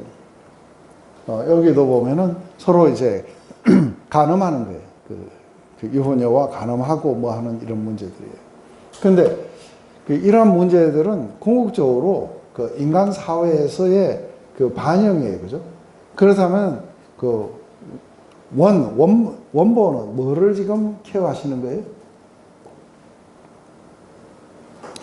이게 간음이나 아니면은 뭐 이렇게 처녀 혼전 순결이나 이런 거에 대해서 하나님은 늘 뭐라고 말씀하시면 이스라엘을 처녀 이스라엘이라고 하세요. 들어보셨어요? 구약에 처녀 이스라엘이라고 하세요. 그리고 사도 바울은 뭐라고 하냐면 내가 너희를 정결한 처녀로 그리스도께 내가 중매서려고 한다는 거예요. 그런데 상당히 그 한 부분은 뭐냐면 여기에 하와가 이게 지금 사단의 속임을 받아가지고 그래서 그 남편을 향한 정결한 마음에서 떠나가 버렸다는 거예요. 그래서 우리가 하나님을 갖다가 떠나갔다는 거예요. 그래서 누가 너희들을 그 남편인 그리스도로부터 이렇게 떠나가도록 그렇게 만들까 내가 염려하노라 하고 이제 고린도서에서 그렇게 이야기를 해요. 결국은 이것은 인간의 어떤 처녀성이나 아니면은 이런 것들을 그러니까 질서를 그게 반영되어 나타나기를 원하시지만 근본적으로는 인간의 그 부분만 이야기하시는 게 아닌 거예요. 이게 제일 중요한 건 뭐냐면 이게 그 뒤에 보면 계속해서 구약에서 간음 이야기가 나와요. 간음 이야기가 나올 때마다 이게 하나님을 그러니까 내 남편이라 하고 이렇게 이야기를 하고 그 다음에는 뭐예요? 이게 내 바알이다 하고 이제 다른 걸 갖다 쫓는 거예요. 그러니까 하나님과 다른 거를 동시에 섬기게 되는 것. 이걸 갖다가 뭐라고 하냐면은 이게 이제 간음이에요, 그죠? 근데 뭐도 간음이라고 이야기가 나오느냐면은 이게 불을 쫓는 것도 간음이에요. 그래서 이거를 누가 불을 쫓도록 만드냐면 음녀가 그렇게 만들어요. 음녀가 도시를 깔고 앉아갖고 성도들을 유혹해가지고 그래서 하나님으로부터 떠나가게 해서 지금 불을 쫓도록 만들고 있는 거예요. 이게 이제 라오디게아 교회였고 이게 음녀의 그것이었다는 거죠. 그래서 이런 모든 것들이 간음이라고 했을 때 이제 1차적으로는 우리가 우리 인간 사회에서 일어나는 것을만을 의미하진 않아요. 제일 중요한 건 뭐예요? 하나님을 향한 정결한 마음. 거기에서부터 떠나서 다른 거를 이렇게 쫓게 되는 이러한 부분들이 실제로 이게 우리가 남편이 아내에게 먼저 사랑하고 그렇게 해야 되는 이유가 뭐냐 했을 때 그게 그렇게 해야 되기 때문에 그런 게 아니라 그리스도가 그렇게 하신 것을 반영해 나타내라고 하는 거예요. 늘 이것은 하나님과 우리 사이의 그 문제들이 제일 중요한 거예요. 그게 이렇게 나타나야 된다고 하는 거예요.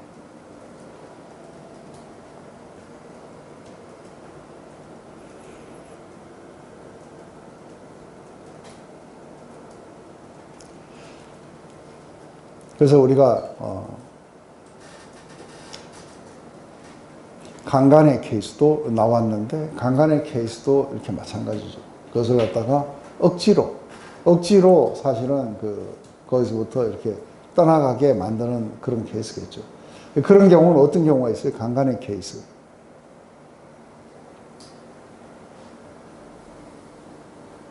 지금 하나님으로부터 떠나가게요? 네. 핍박자들이에요.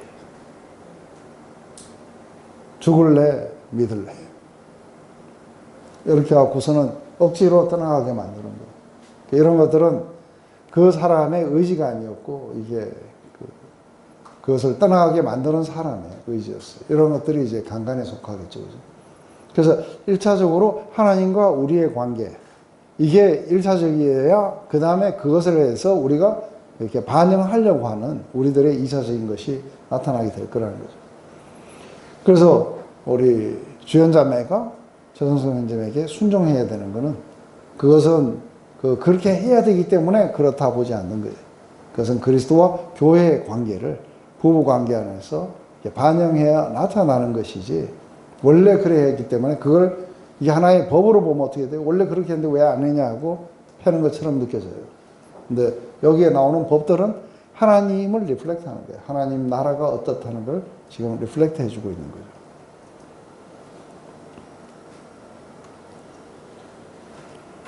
여기서 보면 신랑이 상한 자는 신을 베인 자는 여호와의 총회에 들어오지 못한다. 그래서 이거는 남자들이 고안을 이렇게 이런 케이스들이에요. 그 뭔가가 이게 이제 언론 볼 때는 흠이 없는 것 같은데 자세히 보면은 이 흠이 있는 거죠. 그래서 하나님이 번성하라 했을 때 번성할 수가 없는 자들이에요. 또 이게 사생자는 왜 들어오지 못하느냐면 누구의 신지도 모르고 그래서 이게 죄악에 실을 것이다 하는 거죠. 이 안에 또 못 들어오는 게 뭐냐면 모압과 암몬도 못 들어와요. 그런데 에돔과 이 애굽은 3대가 지나면 들어올 수 있도록 그렇게 해놨어요. 근데 이게 지금 이제 이렇게 되는데 구약 안에서도 이게 들어가요. 그죠? 구약 안에서도 영원히 못 들어온다 했는 사람들이 들어가요. 가나안도 못 들어가요. 그죠? 가나안인은 절대로 안 돼요. 다 진멸해야 돼요. 그런데 우리가 보면은 가나안인도 총회에 들어가고 그래서 우리가 룻기에 보면은 이게 레아는 가나안 여자, 레아가 아니라 저기 누구예요? 다말은 가나안 여자예요. 들어가요. 그게 또 누가 들어가요? 이게 기생 라합도 가나안 여자예요. 그리고 바세바도 사실은 가나안 여자는 아니지만 그 순수한 이쪽 혈통이 아닌 거예요. 이런 식으로 하는데 마지막에 보면 룻도 모함 여자예요. 이걸 절대로 못 들어온다고 했던 우리 거기도 사실은 다 들어와요. 그런데 이 사람들이 들어올 때 어떻게 들어왔느냐 하면은 이 사람들이 모함 여자이기 때문에 들어온 게 아니라 믿음으로 들어와요. 라합도 믿음으로 들어와요. 다말도 믿음으로 그 백성들을 붙잡게 돼요. 근데 바세바는 믿음으로 왔는지 그건 잘 모르겠어요. 그건 다윗 왕이 데리고 들어왔죠. 그래서 여호와의 총회에 들어올 수 있다는 것은 하나님 나라의 그 패밀리 안에 들어올 수 있는. 근데 이건 예수님 안에서는 이제 신랑이 상하든 넷이든 뭐든 다 들어와요. 그 구분들을 전부 다 없애신 거죠. 그래서 사실은 이걸 왜 이렇게 만들었는가 했을 때 먼저 하나님 앞에 우리가 완전한 자라야 들어갈 수 있다. 하나님 앞에 흠도 없고 점도 없어야 된다. 그런데 그 모압과 암몬은 이들이 가나안 점령할 때 형제 국가로서 도와주지 않고 저주했어요. 그죠? 그런데 그 애굽은 그래도 좀 봐주는 게 뭐냐면 인큐베이터 역할을 했어요. 그래서 이게 많이 불어나도록 이렇게 해줬고, 에돔은 안 싸웠어요. 그죠? 다만 거부했을 뿐이고 싸우진 않았는데 이렇게 모압과 암몬은 저주하고 이랬어요. 그래서 이 사람들은 안 된다 이렇게 했는데 나중에는 이런 것들이 싹 다 사라지게 되는 거죠. 그래서 하나님의 구속의 역사를 방해했던 자들. 그러니까 오히려 애굽은 하나님의 구속의 역사에 쓰임을 받았어요. 그런데 구속의 역사를 방해했던 자들은 전부 못 들어온다. 그런데 이제 이것은 어떤 영적인 어떤 의미가 있었겠죠. 지금은 모든 규정들은 다 캔슬 아웃되고 그리고 이제는 모두가 다 들어올 수 있어. 오직 믿음으로만이 들어갈 수 있다고 하는 걸 지금 보여주고 있는 거죠.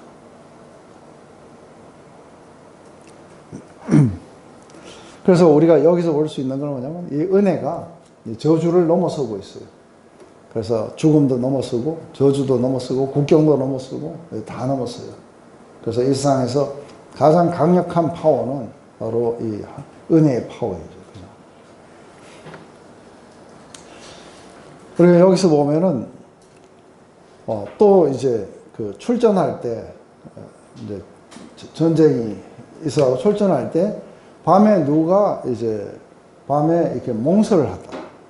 그래서 갑자기 자다가 무슨 이상한 꿈을 꾸고 사정을 해버리는 케이스겠죠. 이러면은 이제 진 밖에 나가고 이제 그날 저녁 때까지 목욕하고 난 후에 이제 해가 지고 나서 들어올 수 있다. 이게 화장실도 진 안에 두면 안 되고 진 밖에다 둬가지고 화장실 가는 것도 전부 가야 된다. 왜 그러냐면 하나님이 그렇게 임하시기 때문이다. 그래서 이게 사실은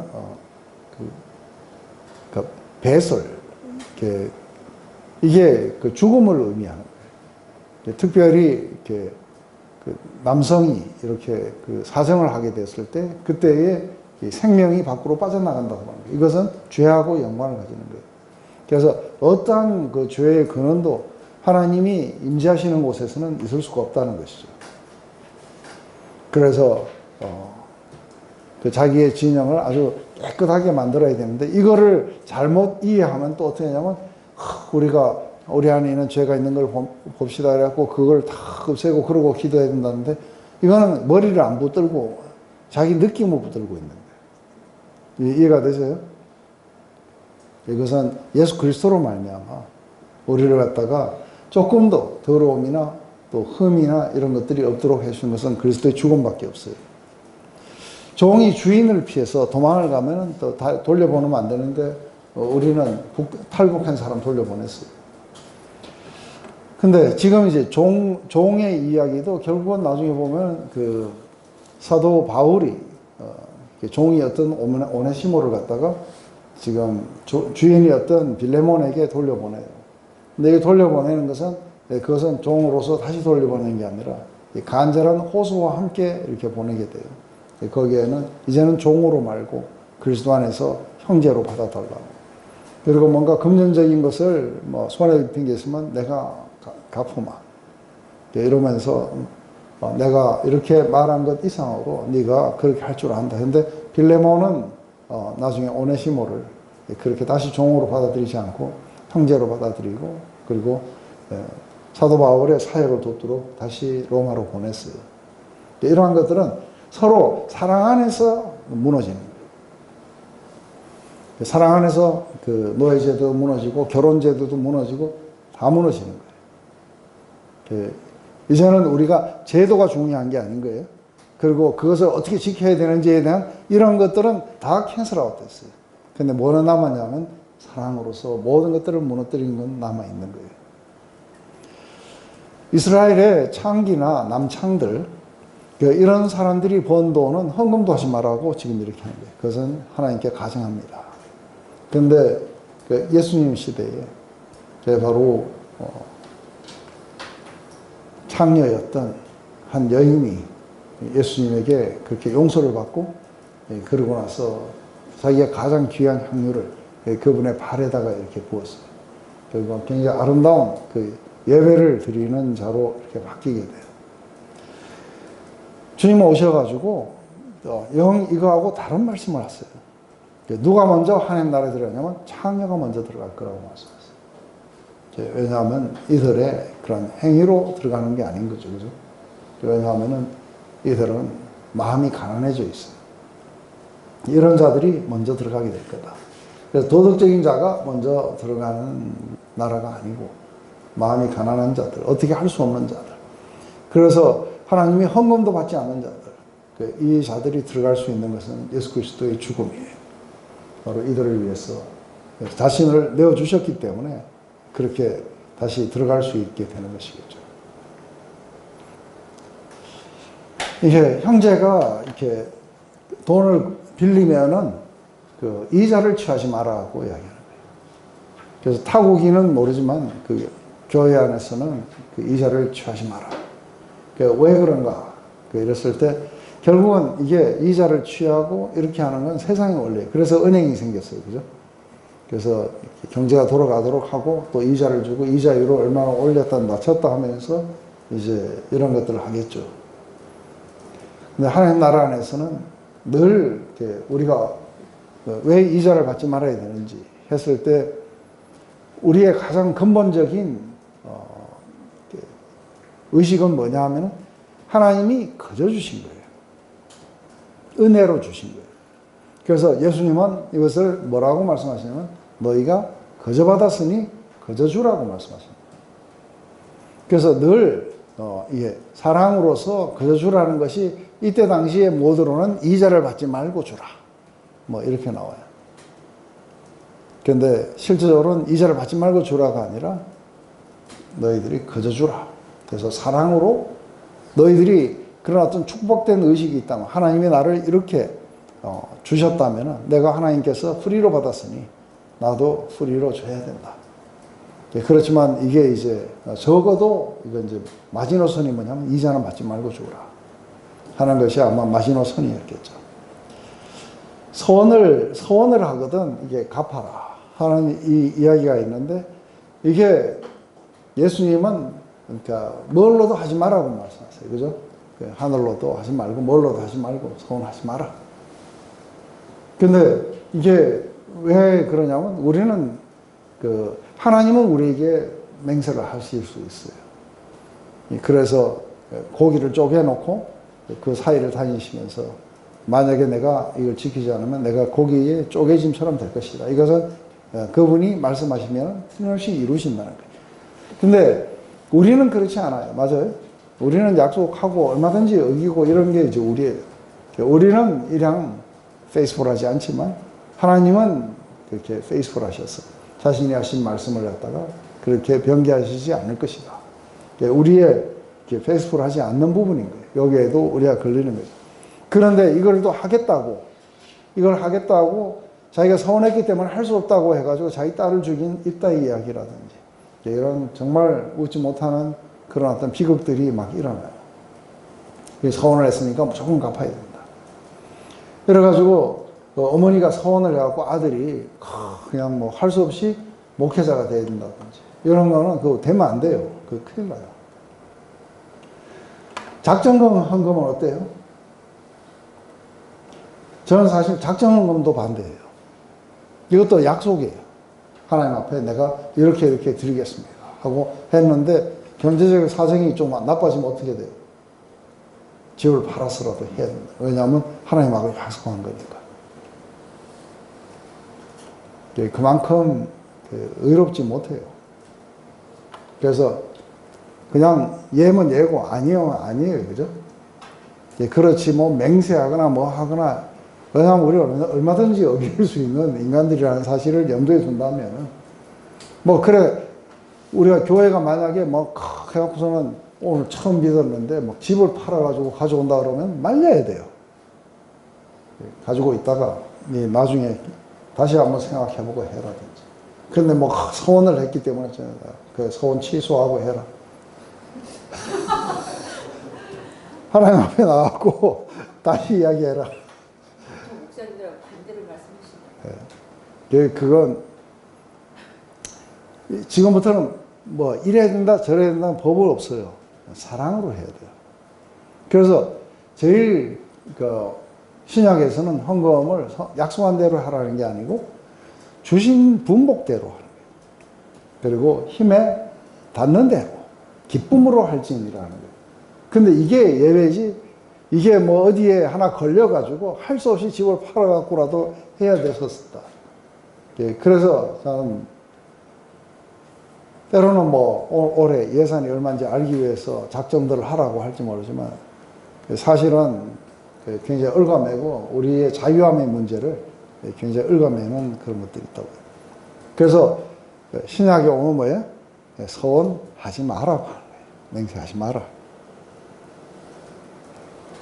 포도원에 들어갔을 때 또 과수원에 들어갔을 때 거기서 따먹는 건 괜찮지만 들고 나오면 안 된다. 제가 늘 제 어린 시절 이야기를 많이 했었어요. 우리 집에 마당에 한쪽 비통에 큰 그 드럼통을 펴가지고 만드는 쌀 창고가 있어갖고 쫙 열면 막 튀어나왔어요. 그런데 우리 집에서 밥을 할 때 보면은 막 한 30인분 정도 돼요. 그러니까 막 가마솥 큰 거에다 가득 해가지고 이렇게 해가지고 밥 먹을 때 되면은 갑자기 인원들이 확 불어나요. 그래서 구름알 밀고 사과를 팔러 다니는 사람도 오고 또 저기 고향 간다고 지나가던 사람도 들어오고 뭐 오만 종류의 사람들이 다 친척들도 이렇게 갑자기 이렇게 오기도 하고 때가 되면은 그렇게 해갖고 같이 먹어요. 거기에 우리는 직계 자식들이라고 특별 대우도 없이 끼어가지고 우리도 이제 먹어야 돼요. 그런데다가 이 쌀이 그렇게 자급자급이 된 데다가 이게 또 우리 집에 큰 고깃배가 2개가 있었어요. 그래서 한 3, 4일 갔다 오면은 잡고 나오면 이제 잡어들 막 이런 것들 가지고 오니까 뭐 우리 집에 항상 매운탕 거리가 항상 있었어요. 그래서 밥하고 그거 해놓고서는 이제 김치하고 해갖고 막 하면 막 와라라 달려갖고 먹는 거예요. 근데 이건 굉장히 이제 우리가 좋은 거예요. 그죠? 근데 그 사람들이 와가지고 자기들이 마음대로 열어가 쌀을 가지고 가버린다든지. 이거는 사실은 훔쳐가는 거예요. 근데 거기 자기 집에 와서 그렇게 먹는 거를 이렇게 금하지 말라고 하시는 거예요.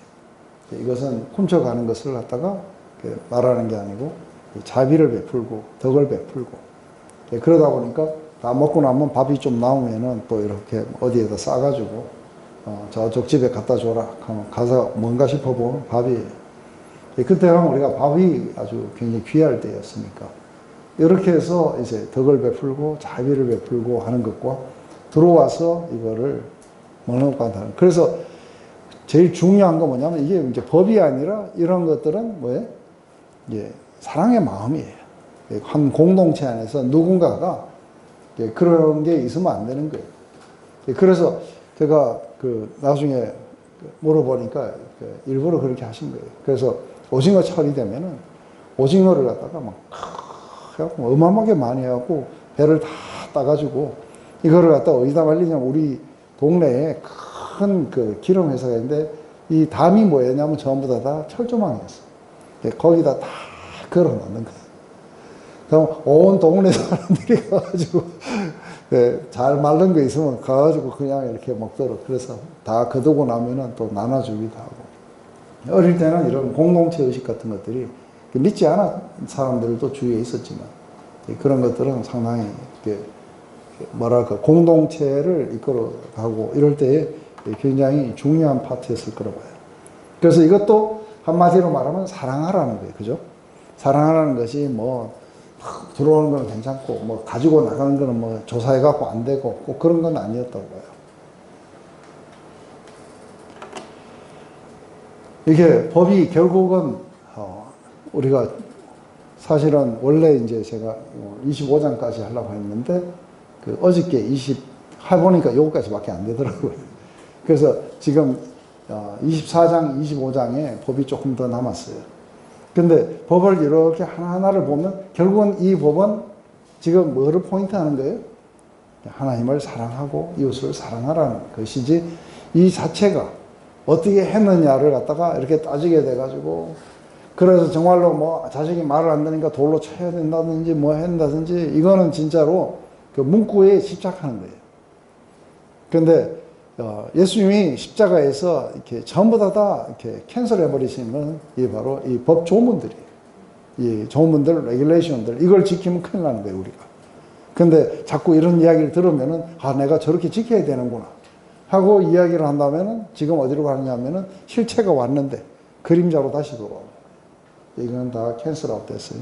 그렇지만 이 실체, 하나님을 사랑하고 이웃을 사랑하라는 것은 그리스도 안에서 여전히 유효해요. 그래서 법의 실질적인 내용이에요. 실제 내용은 자비를 베풀고 관용하고 그리고 편애를 하지 말고 이런 모든 것들은 하나님이 우리에게 그렇게 하시는 거니까 우리도 그렇게 하자. 이거는 그리스도 안에서 여전히 우리의 마음의 법에 새겨졌어요. 그래서 그리스도가 우리에게 은혜를 베푸셨어요. 자비를 베푸시고 그리고 자신을 희생하셔서 우리를 갖다가 사랑하셨어요. 이게 우리에게서 이제 반영되어 나타나라고 하는 것이지 요거는 요래야 된다든지 뭐 해가지고 11조는 뭐 세금 전해야 되는지 어째야 된다든지 이렇게 하는 사람들은 아직도 어디에 사는 거예요? 그림자에 사는 거예요.